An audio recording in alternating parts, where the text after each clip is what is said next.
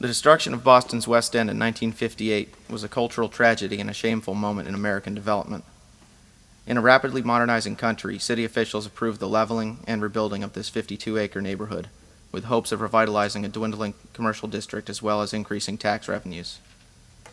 In place of this unique and diverse area of Boston, city planners prepared to create luxury homes for the wealthy and brutalist concrete monstrosities to house the city government offices.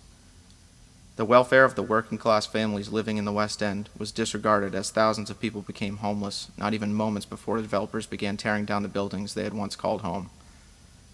The flagrant abuse of power by the mayor and the Boston Redevelopment Authority was a perfect example of class intolerance and bureaucratic elitism present in the 1950s.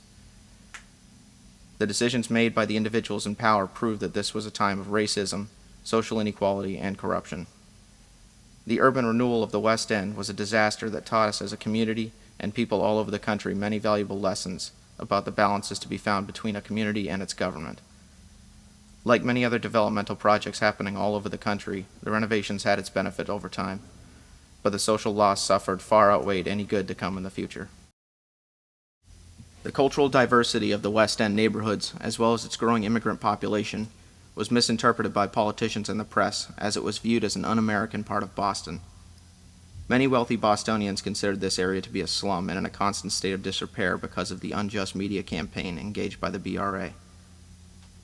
The press depicted the streets of Scollay Square and other lively public centers in the West End to be littered with garbage and plagued with crime and the homeless. This was the first and greatest deception that city officials imposed upon the unknowing people of Boston. In a summer prior to the initial announcement of the demolition, Mayor Hines withdrew trash collection services to a great portion of the West End for nearly 7 weeks. During this time, as garbage accumulated in the streets and conditions rapidly diminished, homeowners were reminded by the BRA that they should refrain from conducting any repairs or home improvements. This was due to the fact that the city may be planning on taking those buildings and not compensating the owners for any repairs done under the eminent domain policy. When the West End was at its worst, photographers from various newspapers were sent in to collect pictures of this slum and post them in various Boston newspapers to help sway the public opinion for urban renewal in the mayor's favor. Without much struggle or debate, the plan was approved and well on its way to being executed. Part of the renovation plan was to offer the 2,700 displaced families apartments to live in upon the completion of the 5 planned residential high-rises. But the public was not aware that these buildings would contain less than 500 apartments, and it would be impossible to afford with their low wages. With many residents of the West End attempting to protest and speaking out firmly against this decision, many people living there were still not convinced that any renovations would actually take place. Because of lack of representation, their homes would soon become the property of the city and be destroyed, along with their schools, churches, restaurants, theaters, and businesses. But it was a sad thing just to go about wantonly, for the sake of progress, to destroy a neighborhood. They lied to the people. Well, first of all, this one fellow, I won't mention his name, said, well, if we didn't take the neighborhood down, it would have become a black ghetto. It's about an outright lie and racist. Then the fact is, how shall I put it? You destroy a neighborhood because of money. Hi, Richie. Oh, Richie. Oh, 1 second. Okay, sorry. So, here you have a neighborhood with between 7,500 to 12,000 people at the time that the demolition was about to start. I'll see you before I go. Okay, their lives were uprooted.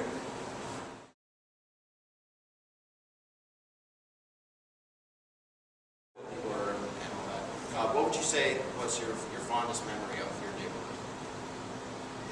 Well, it's just that you felt comfortable there. Everything was good. Everybody, you know, it's funny because there were Brahmins that lived in the West End, old-time Yankees that lived in the West End. They could have moved, but they had, they had money.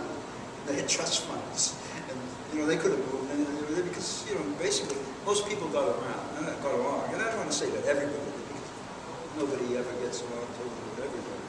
But as a neighborhood, we got along better than together. Even blacks and I, got along better than blacks in other parts of the city. So everything sort of, we were a melting pot in Boston, and Boston was a segregated city, a different perception of what it was. But once you were there, as soon as you came into the West End, you were accepted. It wasn't like most neighborhoods where you had to come like, third generation before your family was simply you accepted immediately. And I don't know why that was, okay? That's the way it was. And people got along. Since the Industrial Revolution, the West End has always provided a close-knit social scene for its residents, even through the redevelopment. For the most part, their focus lied upon the activities on their street, their neighbors, and the frequently visited stores. After World War II, the West End was compiled of over 23 different nationalities, including Irish, Italians, Chinese, Greeks, Albanians, Ukrainians, and Syrians. The dominating residents, however, were African Americans, Jewish, Polish, Italian, and Irish. Organizations provided the most integration within the community and were made up of mostly middle-class residents. They would join for reasons such as business contacts, and it also provided leadership positions, which were taken on with multiple pros and cons. Women and teenagers would often join nameless and informal peer groups so that they knew they had support regardless of their class. The community of the West End was exclusive in the loyalty sense. It was welcoming until someone decided that they wanted to further their leadership position or just leave the West End altogether. Organizations such as the West End Committee were rather exclusive, seeing as it was made up of mostly intellectuals and artists. Because these people were seen to be viable leaders, they were accepted as a good source to better the community. However, as the rest of the population was mistaken, although they were intellectuals, they did not have the motivation to take on such a large responsibility and often could not perform the tasks asked of them as a leader. This then resulted in their fizzling out. A majority of the population of the West End, however, did not take part in the peer groups simply because they felt it took away from their focus of their own lives, and they could not afford to become responsible for an entire group of people. If they had to then become close with and care for another group of families, it would take away from their independence and divert their responsibilities elsewhere. The St. Joseph's Roman Catholic Church was the most important formal institution within the West End. It was taken seriously as a group, and apart from the Sicilians and Southern Italians who held a grudge against it for siding with big landowners, provided a common ground for most of the community. The West End grew even tighter as a community once the Reconstruction rumors started to prove true. If a tenant didn't treat its residents right, they would all collectively leave to prove that they still had a say over what happened in the large community. In contrast, however, if someone felt they needed to leave the area and find another place to live, they would immediately be shunned from the community because the others thought this person was now too good for their ways of life. Growing up in the West End significantly altered a child's opinion of other places not as heavily populated. When one is constantly surrounded by people, buildings, and noise, there's a sense of loneliness when placed in an environment without these comforts. Researchers took a group of children from the West End to Cape Cod for the day, and what they discovered was rather disturbing. These children did not know what to do, nor did they enjoy the large, open, natural space, and wanted to immediately return to the tightly secluded surroundings of the West End. 6 days a week, Sunday was a quiet day because it was the church day, but 6 days a week, the West End was as lively a neighborhood as a neighborhood could be. On Saturday mornings, everybody and their grandmother would be out shopping at the old Stop and Shop that used to be on Cambridge Street, along the stores and shops along Spring Street, which also faced a Jewish meat market. And it was a fun place. It was a poor neighborhood. The average take home pay was between $25 and $35 a week to pay for your utilities.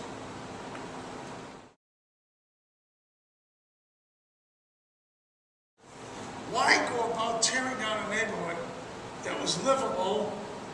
It was a low-income, vibrantly ethnic, diverse neighborhood. Why?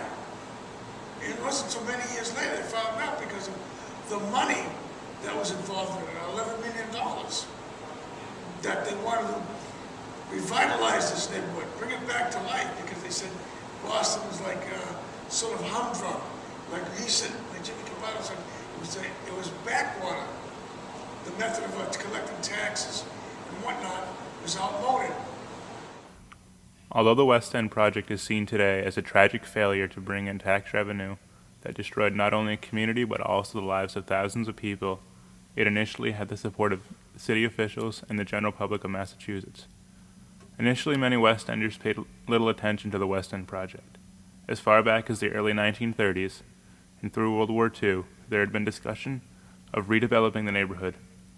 Yet none of these plans came to fruition. Even when the Boston Housing Authority officially announced their plans, demolition did not begin until 1958. For some, there was still hope for their neighborhood. By the late 1950s, however, West Enders began to take notice of the proposed project, and opposition had grown increasingly apparent. In reaction, a small group, the Save the West End Committee, formed, and from its Stanford Street headquarters organized protests against the Boston Housing Authority, with slogans such as the West End Minutemen and Don't Tread on Me. In 1957, a hearing was held to address the newly formed Boston Redevelopment Authority's takeover of the Boston Housing Authority's project that was attended by approximately 200 West Enders. The majority of West End residents in attendance were against urban renewal and came to express their views of the neighborhood as a warm and friendly community. Members of the BRA listened to their objections to the project.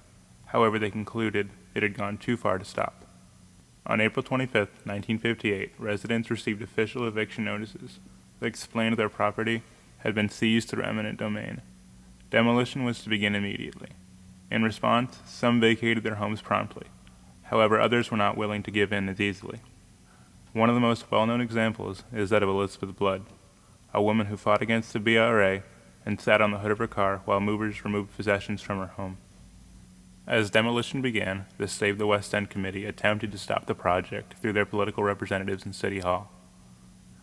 These attempts were feeble, however, as those in charge of redevelopment had successfully gained the support of Boston residents, painting the neighborhood as a substandard, crime-ridden slum in the newspapers. Viewed as low-class, lacking political power, and with poor organization, the committee failed to gain strong support and thus failed to halt demolition. The response to urban renewal was not always peaceful. Young West Enders turned to vandalism and violent activities in an attempt to save their homes. They stole and damaged equipment and harassed workers. These activities also did little to improve the perception of the neighborhood. The West End project had a profound and lasting psychological effect on the displaced residents. According to psychological studies, 40% of the victims suffered severe long-term grief reactions, including symptoms of depression, distress, and a sense of helplessness. They told interviewers, "I felt like taking the gas pipe. I didn't feel like living anymore." Today, the response to the West End project can be seen in the West End Museum. Located on the same street as the former Save the West End Committee headquarters, the museum and its staff of former residents preserve the memory of their former home. What do you expect to accomplish by maintaining a presence in the West End as a historical establishment? To remind everybody what happened here. As I said, like Voltaire said, those that forget the past are destined to repeat it.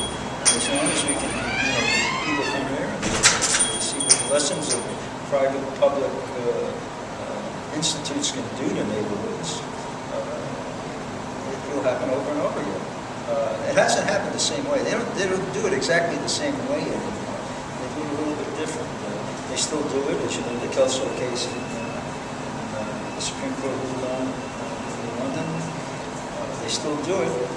Now they can do it even more so than before. Because before, original use was you could take eminent domain for public use. I mean, put it in the city hall or whatever. Then they said public purpose, which meant that clearing slums was a public purpose. All of a sudden they started finding slums where they wanted slums. Then they went to public benefit. And now they go into more taxes. If you can get more taxes for your property, they can take your land. So having the West End as a shining tower somewhere as an example of how not to conduct urban renewal is more probably useful now than ever before.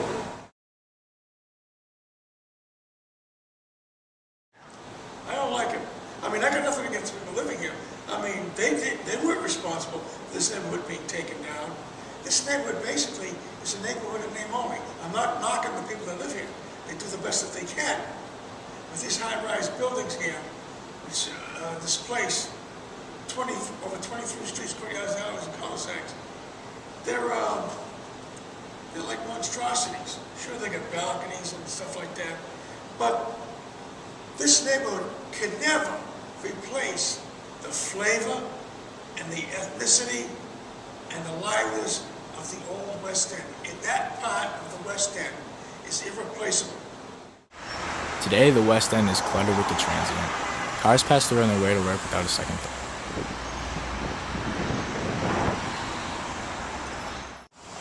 The sidewalks that used to be pulsating with life are now empty.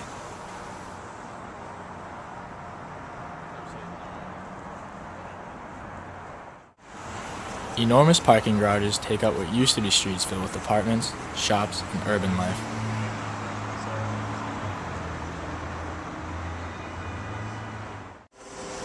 You are surrounded by the bland look of molded concrete exteriors and roads that take 20 minutes to cross.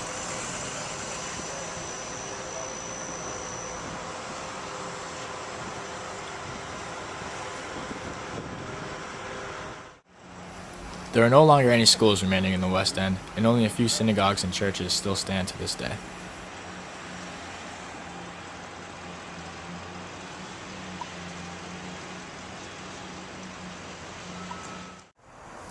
The TD Bank North Garden and the North Station take up a large percentage of the area and attract the most commercial attention.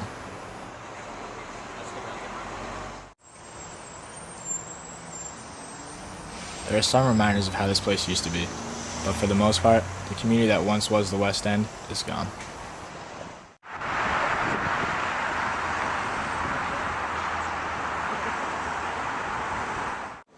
The city lost at least, because the city paid, the West End paid more taxes in its last year of existence than Charles River Park paid in the next 30.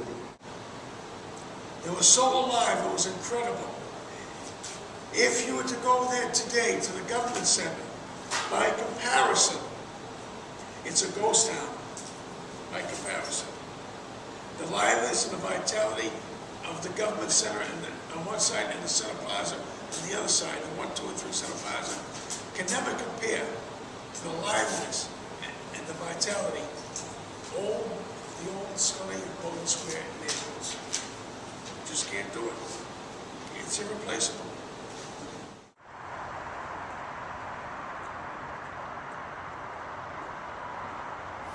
Some good did come from this travesty, even though many people still cannot accept what happened to their home. We have learned that each individual in a community has a responsibility to be actively engaged in local politics and to speak out when an injustice is going to be committed against them. We have improved the representation of every community to ensure that nobody is left out of important public decisions. We no longer stand by idly and silent when corrupt politicians take away from people the things that they hold most dear in their lives. And most importantly, we now realize that a community isn't just buildings, streets, and statistics, but it's people. It's never replaced. It's just a bygone era, gone forever. It's only a memory